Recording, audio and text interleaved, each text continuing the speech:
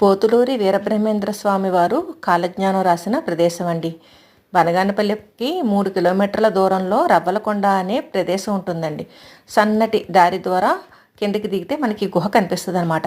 గుహలో ఇలా విశాలమైన మండపం లాంటి ప్రదేశంలో ఆయన కూర్చునండి కాలజ్ఞానం రాసేవారట.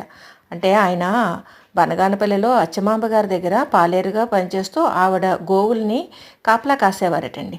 ఆ గోవుల్ని బయట వదిలేసి ఈయన ఇలా గుహలోకి వెళ్ళిపోతున్నారన్న విషయం వేరే కుర్రవాళ్ళ ద్వారా అచ్చమాంబ గారికి తెలిసిందట. అసలు ఏం జరుగుతుంది అని చూడటానికి ఆవిడ వచ్చారటండి. ఈ గుహ లోపల చాలా దారులు ఉంటాయి.